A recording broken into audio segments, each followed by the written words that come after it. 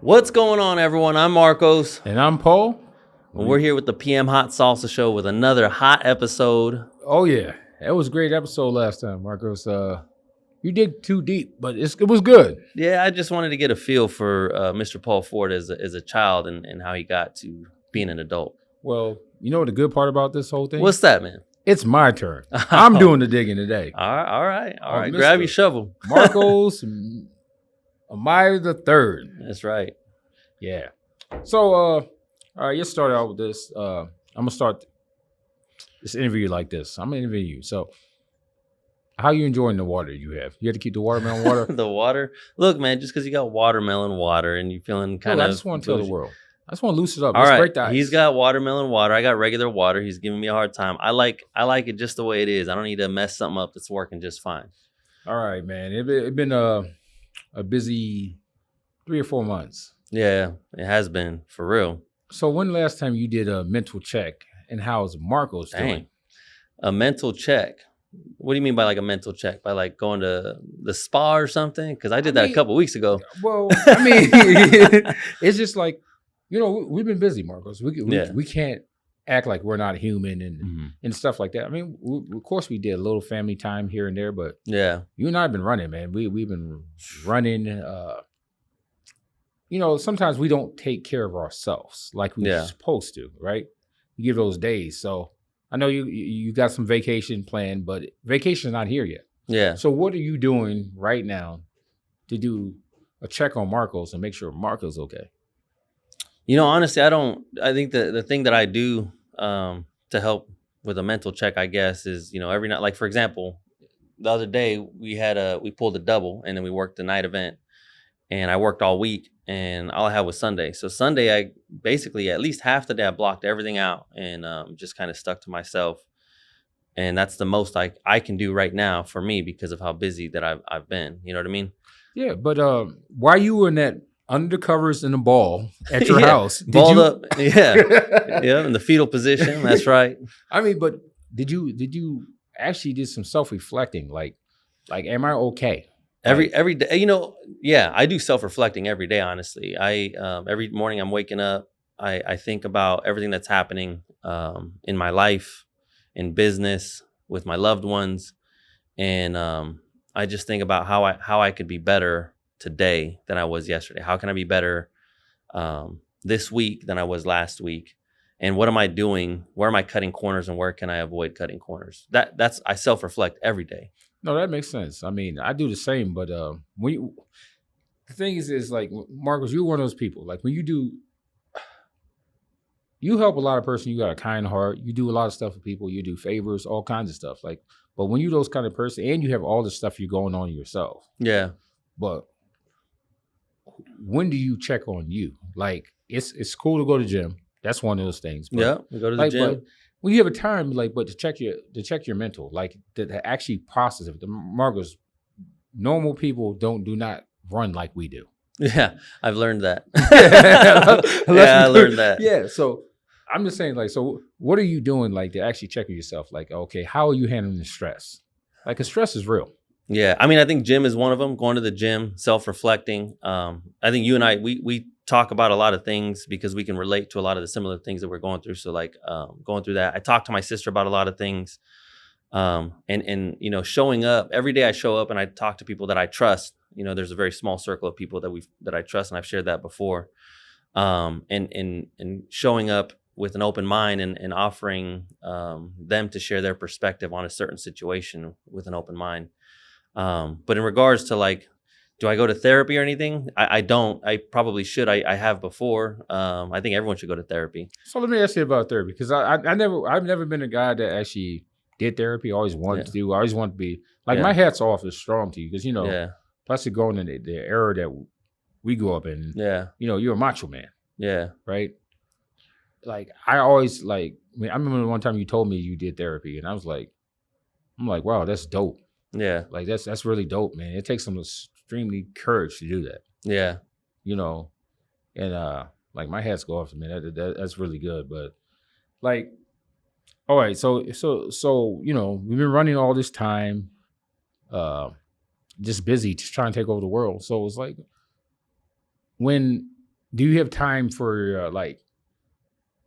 I'm just very curious. I know I have 4 kids. I'm married. All these different things. Yeah. So my wife been with me for 15 years. Like Yeah. I don't have to worry about dating. Yeah. Like honestly, like because you're busy, Marco. Yeah. You doing a job. Like how does that all work? Like being like living. yeah, I mean Yeah, doing life. yeah, pretty Yeah. much living. I mean, because Yeah. like when you have a chance to sit down and date and all those other things you want to do, like when you have time. Yeah, dating itself is it is difficult, you know what I mean? I think it's a very, it's a different world out there right now. So first of all, I'm not somebody who has a lot of free time that I can just dedicate for anybody. So if I always tell people this, I tell family, friends, I tell, people that I'm, dating or what, I even tell the people I'm dating or I'm starting to date. I say, if I choose to spend time with somebody, there's weight behind that. Now, that's not because I think I'm some amazing, person. I think everyone should think that way. Everyone should spend time with people strategically and intentionally. And so if I choose to spend time with somebody, there's weight behind that. Now, here's the flip side is I don't have a lot of time. You know that. I know that. That's what I'm asking. That's what I'm saying. And so that's part of the challenge. So on one end, I'm not able to provide as much time as a normal working person would. Like I can't dedicate. I mean, this weekend coming up, I'm going to Chicago. I'm going to be gone for 4 days, and that's a weekend. That's prime time to go date and do fun things, Exactly. and 2 or 3 weeks after that, we're going to Portland. 2 or 3 weeks after that, we're going to be in Reno for a week. You know what I mean? And it just goes on and on and on. We're traveling, we're doing events every weekend, something.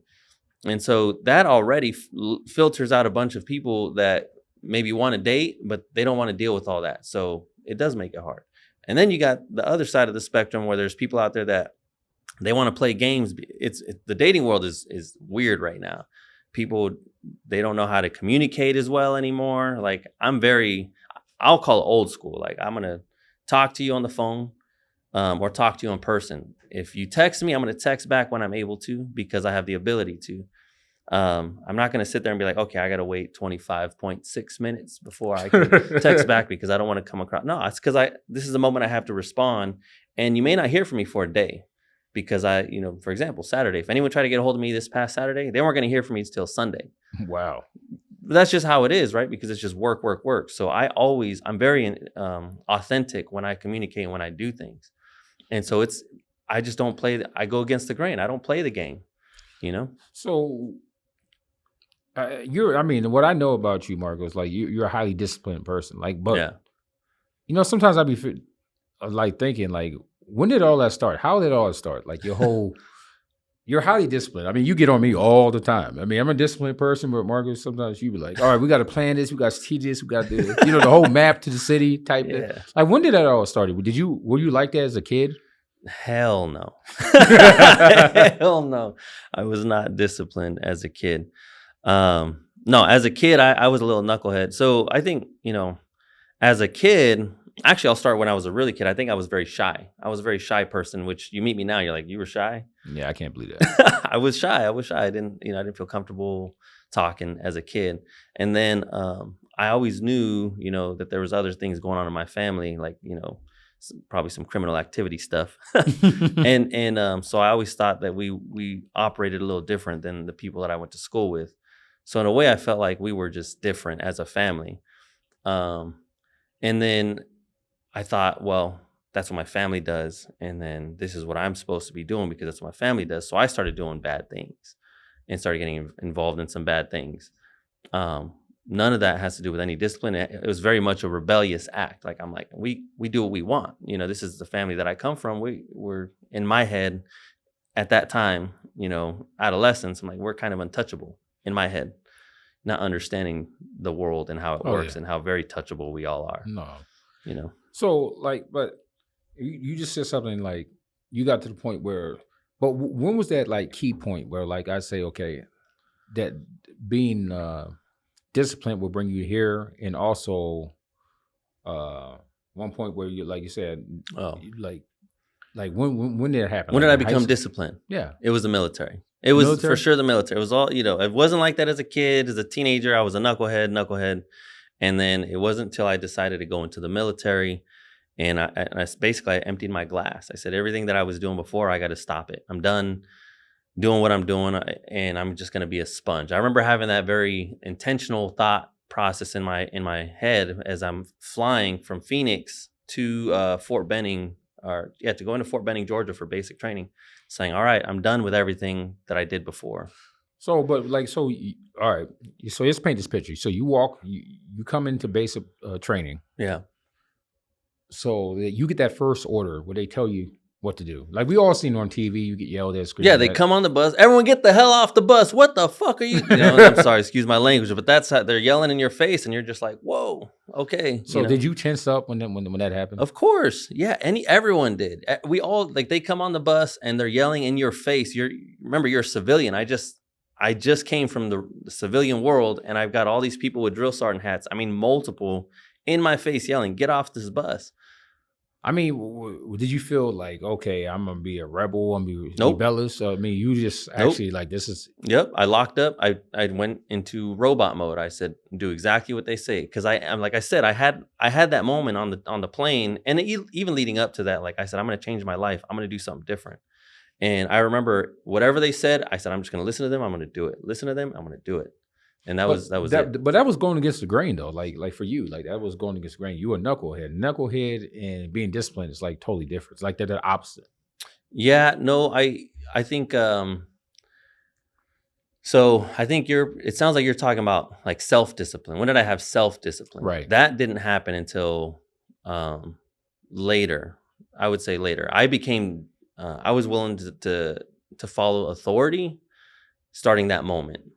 But it didn't take until basically I was, I'm going to say it, left alone, not left alone, but once I was done with training, basic training, AIT training, and then I get to my unit in Germany is when I started to develop the skills of self-discipline. And the reason or how I was able to do that was, well, you go through all this training, you're required to do all these things.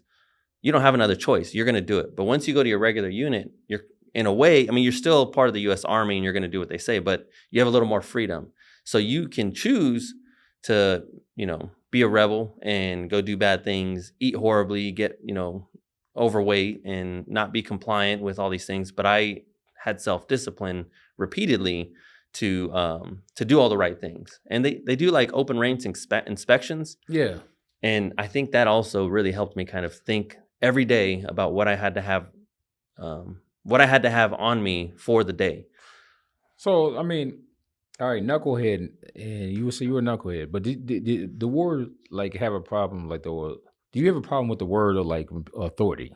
Like what did you like paint in your head? Like is it Marcos, a young teenager, and they use the word like authority? Like yeah, I did. I mean, I did have a problem with authority. I would agree. I mean, I would get in arguments with my parents, unfortunately, get in arguments with, matter of fact, I think I've said this before, but I'm a high school dropout, technically. I ended up getting my GED and a couple degrees later, but and the reason that I became a high school dropout is over an argument with my vice principal at Bisbee High School.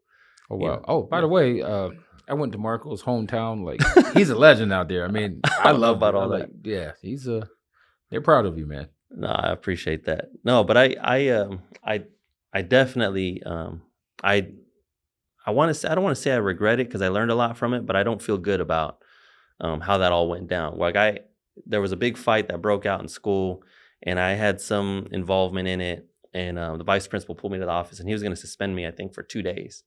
And so I go back and forth with him. Like, I'm like, okay, well, suspend me for 2 days. I won't come back for 2 days. I won't come back if I don't want to at all. I don't know. I was saying dumb things. And he said, oh, you're not going to come back? Well, why don't you just withdraw then and drop out? And I said, okay. Oh, wow. Yeah, because I'm again, a knucklehead. I said, okay, I'll drop out, trying to prove my point. Mr. Macho Man, right? That's not the way to do things. So he goes, he's like, all right, stay right here. He goes get some paperwork. You sign right here and that means you withdraw. Were you 18 years old? I think I want to say it was 17. Wow, they gave you the authority to do that? I think over 16 you can decide on your own. So I think I was 17 at the time. Wow, so you made that random decision. Yeah, I made that stupid random decision. And so I signed the paperwork and I remember saying, all right, see you later. There I go, walking out of the vice principal's office, walking to my car in the parking lot thinking, Now what am I gonna do?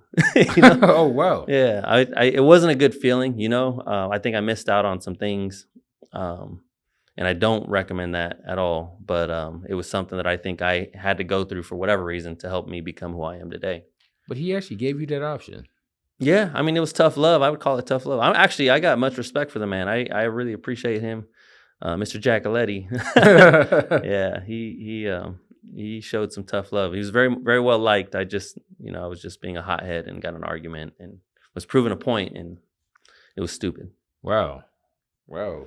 And see, if you met Marcos, you couldn't tell he was ever dropped out of school or anything like that. I mean, this guy, he plans everything.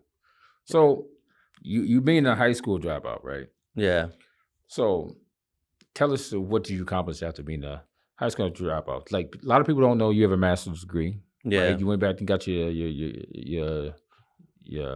mean, back to school. Like that's hard itself. Yeah, so I didn't get any of my degrees until after the army. Honestly, I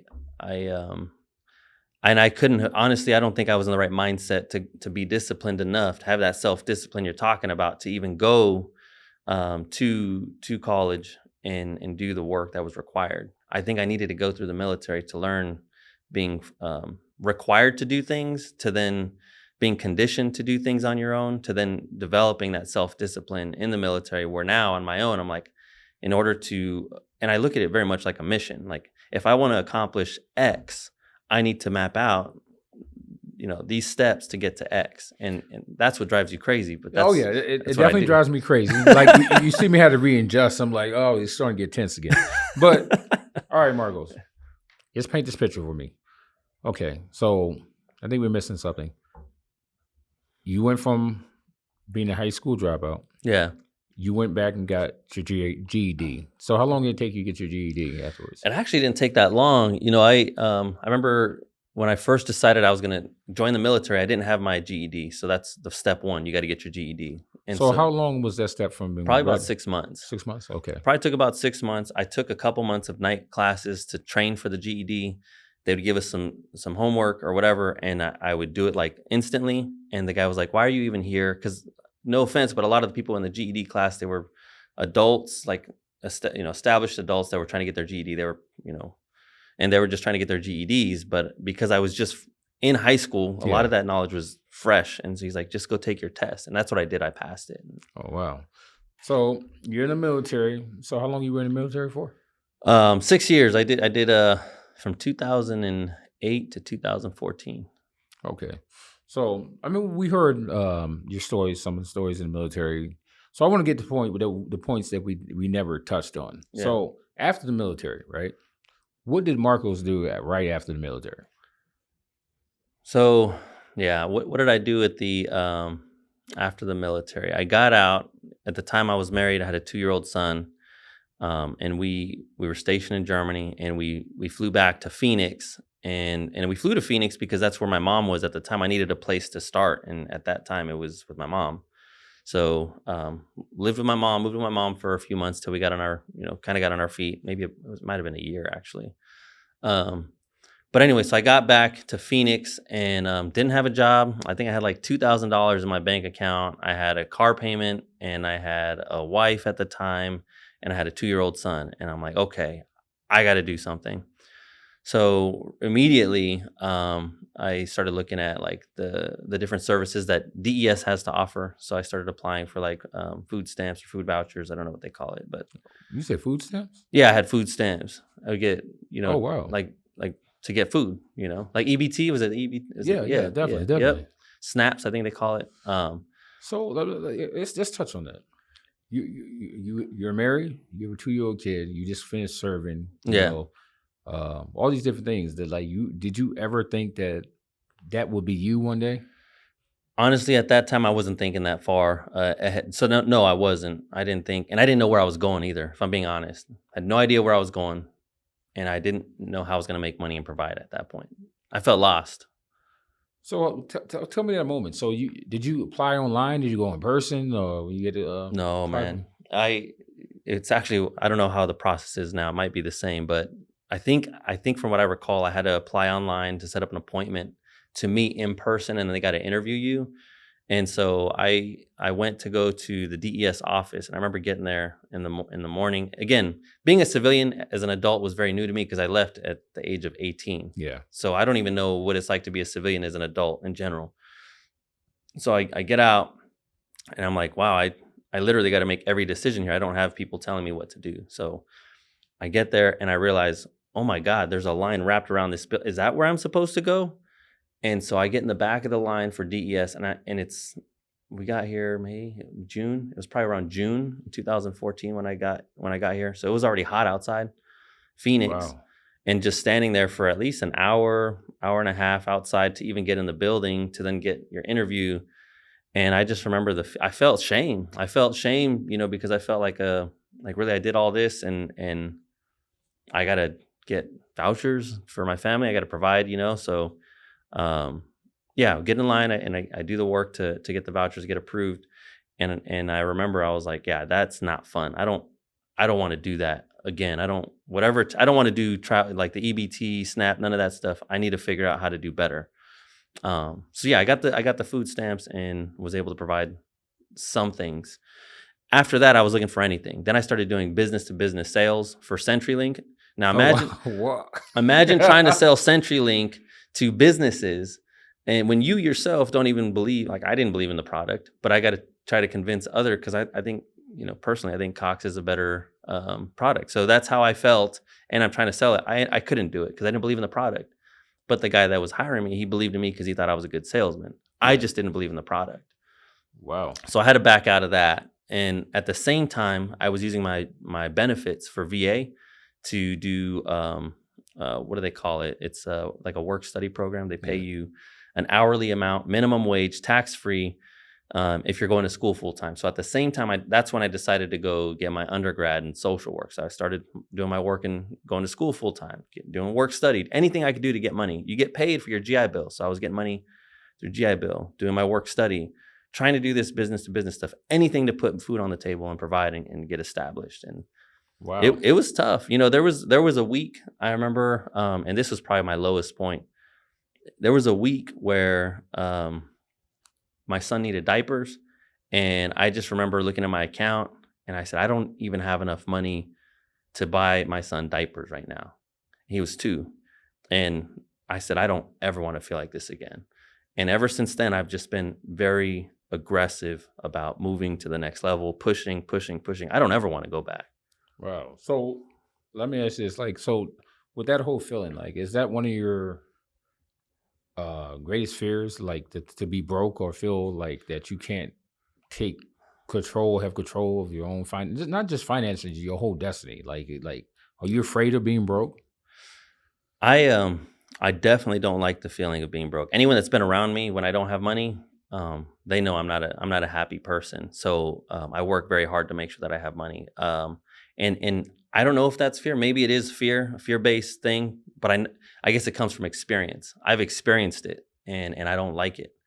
So I work very hard to not feel like that ever again. And it could be fear-based, So let me ask you this: do you feel like that you have the recipe? I mean, because for myself, it's like if I lose everything day tomorrow, I know I can get it back. Yeah.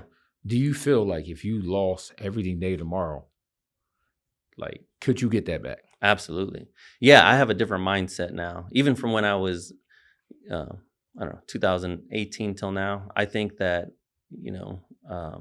so for example, I'm going to use this analogy. Some people, they look at their salary and they say, I make this amount, which means I got a budget within this amount. That's how much money I have for the month. We'll make it up, $4,000 a month. This is $4,000, so I can spend right here. I look at it like, I know I'm going to make $4,000. How much more can I make in that month? I can make 8, I can make 10, I can make whatever, but I know for sure I'm going to make this amount. So this is for sure going to happen. What else can I do? That makes sense. It's a different mindset that I've learned to have, where it's like, how much more can I add to what I know is coming?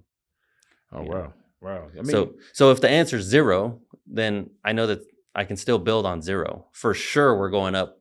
I don't care if I got to sell T-shirts. I don't care if I got to go wash dishes. I'm doing something. Well, I saw you sell T-shirts, Yeah. and I also seen you wash dishes this weekend. So his store does that, guys. Yeah, I do it all, man. I do it all. No, but that's awesome, man. It's so let's talk about Los Amayas. Okay. All right. Like I know the story. When I was looking at you, like I eat a jar or two a week. But these are questions that I always have. Like I've been thinking, like I know your dad's on label, Yeah. and I heard some of the story, but like what does that mean to you? Like have your father's on the label, like not the surface stuff, not the stuff you say in the news. By the way, Marco's been on news several times, newspapers, all that. So This is why I'm asking that because we always have you're on a time frame. Yeah. We're always on a time frame when you do these interviews, you're on TV. So I'm asking you, like, all right, let's talk about the label. Like like the man on the label. Yeah, the man on the label, the nitty and gritty behind it. Why did I do it? Yeah, why did you do it? Yeah, so the guy on the label, that's my dad. He passed away in 2016. Growing up, I think I kind of touched on this in different ways, but growing up, he was somebody that I looked up to. He was well respected in the circles and the family that I come from, and the circles of friends that the family are friends with. And talking about, like you mentioned, Bisbee, that's where my family was from, down the border town called Naco. That's where they're from. He found a way to make a living, providing. He had his own entrepreneurial mindset. It wasn't necessarily maybe it wasn't legal. I won't go there, but he had a lot of respect for what he did, and he had a huge heart, and he looked after a lot of people. And so I always remember growing up, from childhood to adulthood till he passed, like a lot of people really loved and respected him. Friends, family, and there's people that, of course, just like anyone with success, there's people that weren't fans of him. That's going to be with anyone. But I personally looked up to him. And I always told myself, he's, growing up, he's left an impact on this area that we're from. I want to do that too. And I want to do it in a legitimate way. And I want to do it on at least a national level. And I didn't know how. Well, after he passed away, it was a few years later, I decided that, Lake Tahoe, I was very inspired. You could probably read it on a couple of the different articles. I was very inspired at Lake Tahoe, and it just kind of hit me. My dad used to make this salsa he taught us to make, how do I jar it? Nobody else does this. Nobody else uses this. All these thoughts going on in my head. And so I started doing the work, found out how to do it. And for me, it was my way of because the man was 49 when he passed away. You know what I mean? He had a brain aneurysm. It was unexpected. I just saw him 2 days before. How do I keep, my pops around? And, so I did a couple different things. I put him on the label to give him credit for, helping us with the recipe, the original recipe. He's who taught us that original. The Theo Marcos hot was his recipe. Right. We dialed it down for traditional. We dialed it down for the mild, which we've discontinued. And the other ones we've created over time. But the original hot was his recipe. Also in Los Amayas salsa, we've talked about this before, but there's a little slogan on the bottom. It says, pruébalo. He used to always say that when he'd make food. So there's little things that I try to tie in there to just kind of honor him for the impact he had on my life, the important role he had in my life. And we're going to build something, and we're going to keep that old man around. Like, oh yeah. He's in thousands of people's houses. So, it seemed like you have a lot to live up to. I know you have a son. Yeah. At times, do you think it's hard? Like you have the bar is set so hard. The way you think about your father is like, it's every dad's dream that their son would look up to him like that. Do you ever fear like that can you live up to that bigger than life dad image? I don't fear that. I'm not. Probably before, but I'll be honest with you. I feel very confident in the man that I am today, and what I've accomplished. I feel like I've accomplished a lot, for more than I expected coming up. Honestly, with that on that same token, I feel like I am nowhere near where I want to go. But the younger me, looking at where I'm at now, I would have no way in hell thought I would have been here. Well, so I feel good about that. I feel confident, but we're nowhere near where I'm trying to go.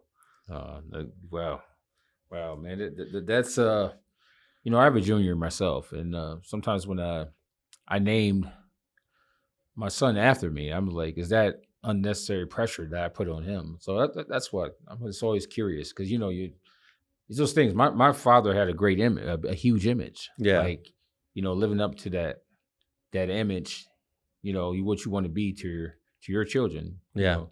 So, wow, man, that's wow.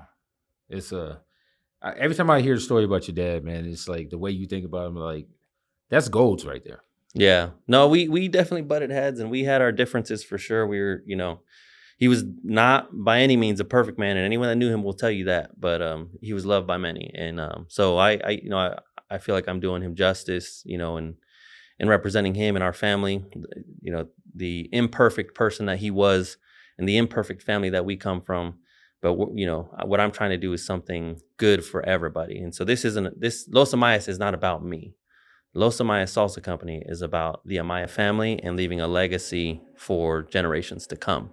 Wow. I mean, do you feel pressure with that? Like, do you feel like that's a torch that you have to carry? Every day I feel pressure with that. Every day I have a weight on my shoulders. And I'll be honest with you, there's moments where I'm like, is this what I want to keep doing? I've had my moments like that. And I just think about the family, the engagement, the people that we've inspired within the family, friends. Just this weekend, I had a lady come up to me and say, I've been a follower for, over since you started this. I just want to tell you, don't stop, keep going. Oh, wow. And like when I hear that, when I get somebody I've never met, but they've been following me on social media and they just say, don't stop, keep going. I was introduced to your stuff through one of your exes, but she came up and she was just like, don't stop what you're doing. And that meant a lot to me. You know what I mean? And just hearing that when I go back home to Bisbee, how many different times did we have those kind of conversations with people back home? Marcus could barely work. Even though he shooed everybody away. I'm like, Marcus, you haven't seen a guy in 20 years. Go talk to him. No, it's important. This isn't about me. This is about us. This is about the legacy. This is about my family. This is about the community that we come from. And for us to show that we can do whatever we want if we stick our minds to it. Wow, man. Wow. It's wow, man, that's wow. It's inspiring, man. It's so we talked about the guy did what you your dad on the bottle, Yeah, on the jar. I mean, we talked about growing up in Bisbee, right? yeah.